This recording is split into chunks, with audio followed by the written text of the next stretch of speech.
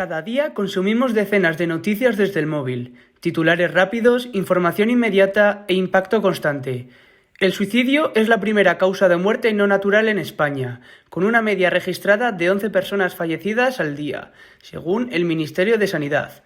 ¿Por qué tenemos más información de otras causas? Durante años, la prensa evitó hablar del suicidio por miedo al llamado efecto Werther, un fenómeno de imitación o contacto social por la exposición de casos relacionados. Muchos medios optaron directamente por el silencio, llegando a ser tema tabú, uno del que no sabemos tratar y, por ende, del que obtenemos escasas noticias. Hoy, sin embargo, la conversación pública sobre la salud mental ha cambiado, así que la pregunta que vamos a hacer actualmente es: ¿está preparada la prensa digital española para informar sobre el suicidio de forma responsable? En este reportaje analizaremos el tratamiento médico de la prensa digital española sobre el suicidio.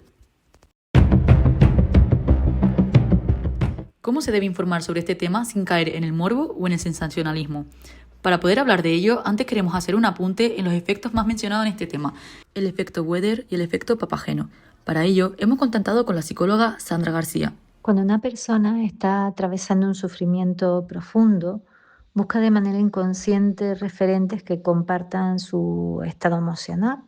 El cerebro busca soluciones y en este caso también busca formas de acabar con su sufrimiento.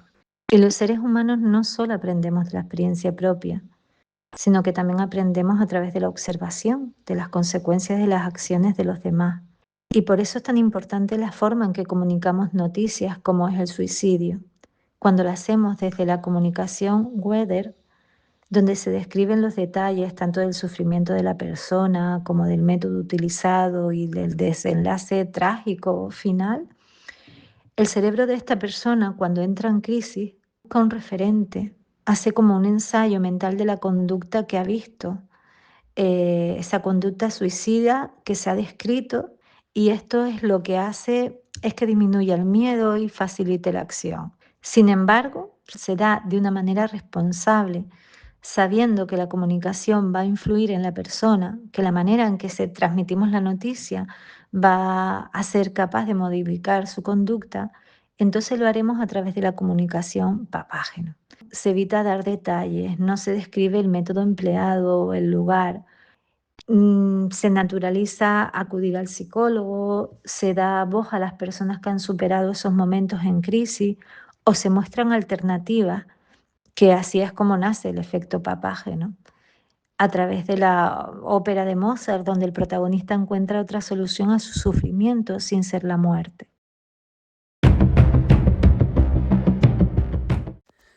Ejemplos de efecto Papageno encontramos a un artículo del País, con titular: Así funciona la línea 024. Cuanto más tiempo dure la llamada, más probabilidades hay de que no se culmine el suicidio. No se trata de censurar la información, se trata de informar con responsabilidad. Muchos medios ya están incorporando teléfonos de ayuda, entrevistas con especialistas y enfoques más humanos.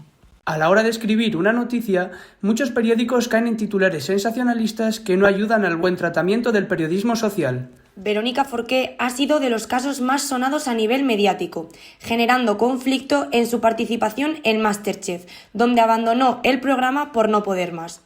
ABC contó el relato de su hija con el siguiente titular: El descenso a los infiernos de Verónica Forqué, contado por su hija, titular que busca generar impacto inmediato. La utilización de metáforas, como en este caso, romantiza el sufrimiento y fomenta una lectura inadecuada, sobre todo para quienes están en situaciones de vulnerabilidad que pueden identificarse con la víctima y percibir este acto como zona de escape, así como, contado por su hija, añade un componente de curiosidad emocional. El cuerpo del texto es también un ejemplo de cómo no realizar este tipo de noticias. ABC escribió, relatado por la hija de Verónica, el método con el que decidió acabar con su vida.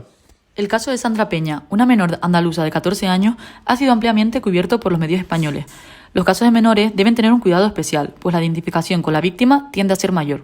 Los especialistas en salud mental coinciden en que el suicidio no se trata de un único causante, sino múltiples factores psicológicos. Caer en un único factor sería un error para las víctimas. El Diario de Sevilla recientemente ha escrito un artículo sensacionalista. La autopsia desvelada por los padres de Sandra Peña cuestiona las medidas de vigilancia del colegio. Este titular puede considerarse problemático desde el punto de vista ético por varios motivos. La palabra desvelada es una expresión que introduce una idea de revelación o secreto descubierto. Este tipo de lenguaje genera intriga y busca captar la atención del lector mediante el impacto emocional.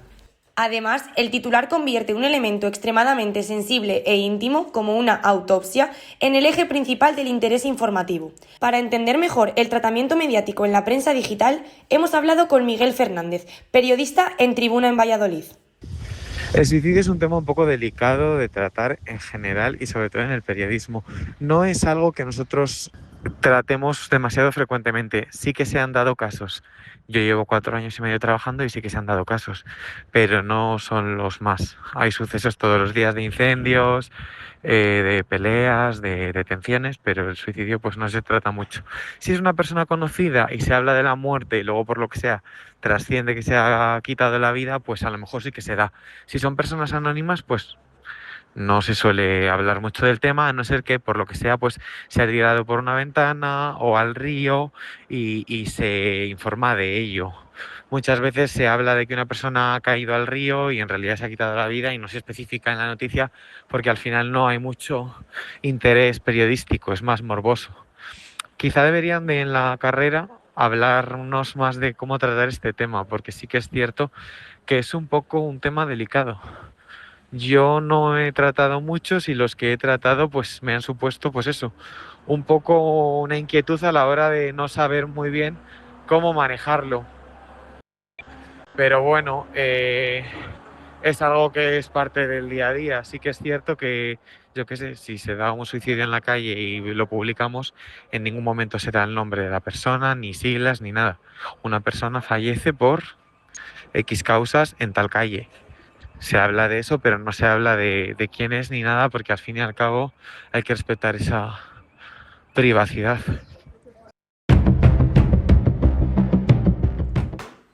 Hemos hablado también con gente de la calle para ver cómo ven ellos cómo se trata el tema en el periodismo.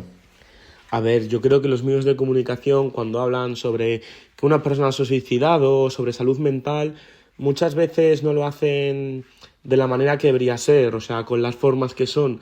Yo creo que lo tratan como si fuese un espectáculo y pues como es algo mucho más normal de lo que realmente es. Todo el mundo que hemos pasado por una situación mala o hemos recibido ayuda psicológica, sabemos que la salud mental es algo muy peligroso y peliagudo de tratar. Y yo creo que hay veces que se confunden a la hora de hablar de ello porque pues quieren como hacer el hecho noticioso y contar detalles muy concretos y realmente debería hablarse más de, yo creo que de la prevención. Pues mira, yo no soy experta ni nada, pero sinceramente creo que en España todavía se habla muy mal del suicidio en los medios digitales.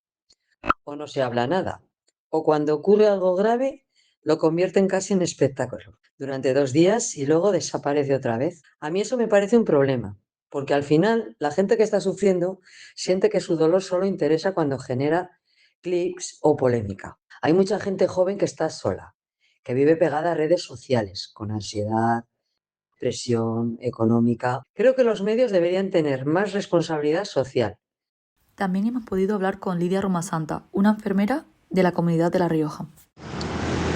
Yo creo que todavía hoy en día es un tema tabú, no se le da nada de visibilidad en los medios, posiblemente por el miedo a lo que se conoce como el efecto llamada, pero está muy demostrado hoy en día que eso no es así y que incluso los medios, si informan de una forma responsable al respecto, podrían ayudar a prevenirlo e incluso salvar vidas.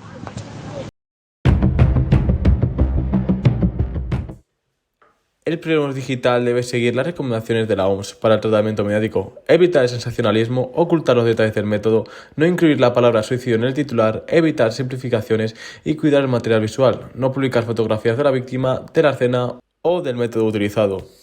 Se debe aportar soluciones informando sobre recursos de ayuda disponibles, enfoque preventivo usando tono riguroso, respetuoso y centrado en salud pública. Asimismo, como periodista, tener siempre en cuenta la ética periodística y cómo afecta a los familiares y personas en situaciones vulnerables.